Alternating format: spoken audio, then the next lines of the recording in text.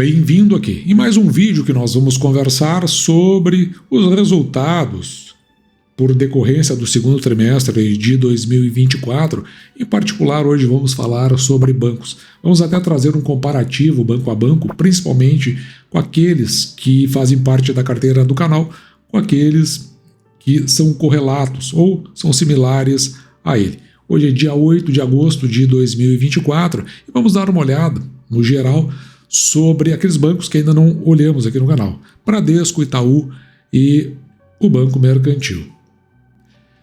E para dar tempo, vamos dar uma acelerada, olhando aqui para o ITR do Banco Bradesco, que começa lá na página 14, aquilo que na realidade nos interessa. Eu falei na página 14, mas é na página 13.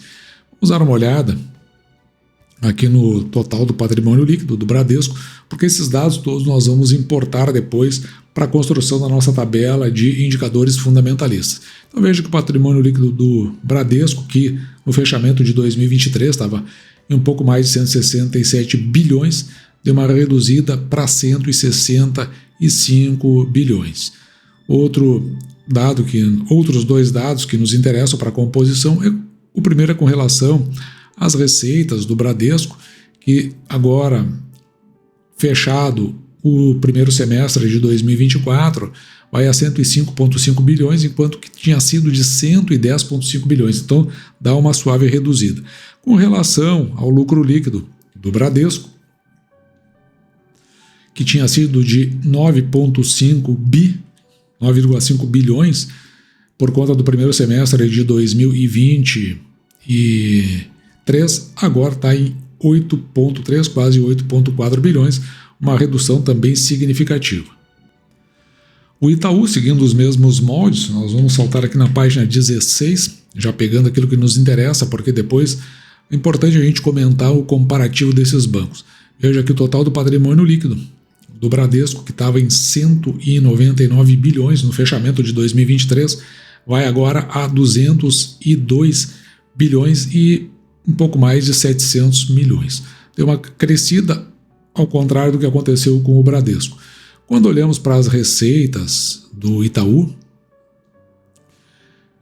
considerando o primeiro semestre, tinha sido de 111,5 bilhões no fechamento do primeiro semestre de 2023 e fecha o primeiro semestre de 2024 a 120,9 bilhões. Cresceu significativamente. Com relação ao lucro líquido, também teve um desempenho interessante, que era de 16,4 bilhões, e agora está em 20,4 bilhões, um crescimento na ordem de 25% no lucro líquido, que é muito interessante. O Banco Mercantil também, todos eles, obedecendo o IFRS, agora fechado o segundo semestre. O Banco Mercantil, que é muito pouco comentado, ou vinha sendo muito pouco comentado, tem sido mais a partir do momento em que um grande player aí acabou revelando que tinha ações do Banco Mercantil. Mas lá na página 10, a gente dá uma olhada aqui, que na verdade é mais para dar uma resposta para as pessoas que acompanham aqui o canal. Veja que o patrimônio líquido, que estava em 1,6 bi, veja, aqui pelo tamanho do patrimônio a gente vê como ele é um banco bem pequenininho, perto dos demais, dos bancões que nós estávamos olhando até agora. Mas igual, salta de 1,6 bi para 1,8, comparando o fechamento de 2023 com o fechamento do primeiro semestre de 2024. Mais de 200 milhões no crescimento. Olhando aqui para as receitas do Mercantil, note que no fechamento do primeiro semestre de 2023 estava em 2,2 bilhões e agora a receita fecha em 2,7, cresce também significativamente. Com relação ao lucro líquido do Mercantil, que tinha sido de 142 milhões e 700 mil aproximadamente no fechamento do primeiro semestre de 2023, agora fecha 305 milhões e 600 mil, um salto de mais de 100%. Na construção da nossa tabela de indicadores fundamentalistas, que a gente sempre faz no final, então nós temos uma projeção aqui para a receita do Bradesco, vamos começar pelo Bradesco, de 211 bilhões no fechamento de 2024 para um lucro líquido de 16,7. Com isso, a possibilidade de vir a pagar 92 centavos por ação de proventos. Se realmente vir a pagar isso, dividindo esse valor por 6%, nós trabalhamos com o preço teto, quando olhamos para o futuro, de R$ 15,36. Mas, na média, o Bradesco veio pagando R$ 1,14, o que nos dá um preço teto aqui, ó, de R$ 19,04. Com relação ao patrimônio líquido do Bradesco, que nós vimos agora, 166 bilhões, um pouquinho mais de 166 bilhões, um encolhimento de 1,12% com o fechamento de 2023, nos dá aqui, considerando o preço da ação no fechamento de sexta-feira foi dia 9, de R$ 13,03, nos dá um PVPA, ou o preço da ação dividido pelo valor patrimonial por ação, de 0,84. Quando está abaixo de 1, a gente entende aqui no canal que a ação realmente possa estar barato e que o risco é muito baixo, uma vez que o preço da ação está abaixo do seu valor patrimonial. O valor patrimonial por ação do Bradesco é de R$ 15,52. Já o preço da ação dividido pelo lucro líquido por ação, em 8,27, indica aí que se você comprar a R$ 13,03, agora eu vi há pouco, já estava R$ 13,10 o Bradesco no dia de hoje, porque agora são 11 horas e 10 minutos aproximadamente. Significa que esse 8,27 você vai receber em função do lucro líquido, não é em função dos proventos, em aproximadamente 8 anos e 4 meses. Isso para um dividend yield aqui, ó, de 7,08 nesse momento, para esse preço, considerando aqui que a intenção do canal é sempre no mínimo 6%, 7,8% está aparecendo aí num valor convidativo. Já para o Itaú, colocando ele agora em análise, a ideia aqui de fechamento em aproximadamente 242 bilhões de receita para um lucro líquido, veja, bem mais alto, inclusive até que Banco do Brasil, mais de 40 bilhões no fechamento de 2024, dentro das projeções que estamos fazendo, podendo Itaú aí vir a pagar R$ 2,25. Será que chegaria a isso? É importante que o Itaú e o Bradesco são dois bancos interessantes porque eles pagam mês a mês. No entanto, tem alguns pagamentos extemporâneos. No caso, o Itaú ainda tem 2 para fazer até o final do ano, podendo chegar nesses R$ 2,25.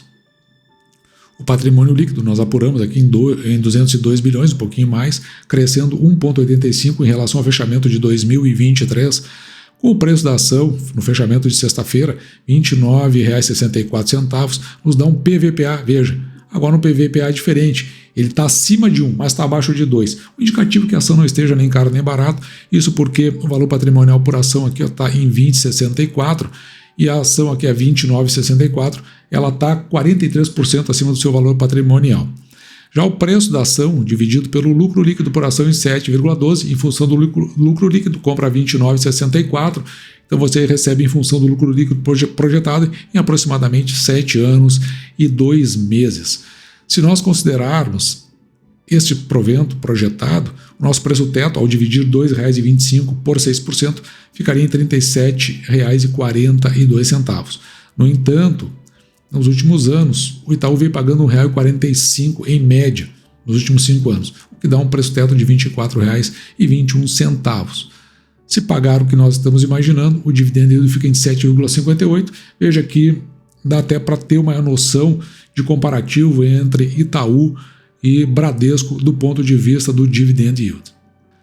Trazendo à tela o Banco Mercantil, um banco pequeno, nossa projeção é de quase 5,5 bi de receita para um lucro líquido de 611 milhões, bem acima do que houve aqui em 2023, podendo o banco vir a pagar R$ 2,33. Ele, ano passado, fez 3 pagamentos, esse ano, por enquanto, só fez 1. Se fizer esses 2 aí, normalmente acontece em novembro e depois em dezembro, aliás, desculpa, em setembro, depois em dezembro, pode ser que se chegue a esses R$ 2,33, mas é bom você sempre ficar de olho, porque tem alguns detalhes interessantes em relação ao Banco Mercantil. No entanto, né, supondo que ele venha para esses R$ 2,33, a gente trabalha aqui com preço teto de R$ 38,88. Com o patrimônio líquido que nós apuramos agora há pouco, 1,8 bi, que cresceu 12,28% em relação ao fechamento de 2023. Nós temos aqui, ó, o preço da ação fechado a R$ 36,60 lá na última sexta-feira, nos dando aqui um PVPA de 2,12. Veja que agora está acima de 2 ou acima de 2. Um indicativo de que essa ação já não está barata. indicativo até significativo. Veja que o preço teto aí projetado 38,88, e se a gente considerar que nos últimos 5 anos o Mercantil pagou R$ 1,19, o que dá um preço teto de R$ 19,82.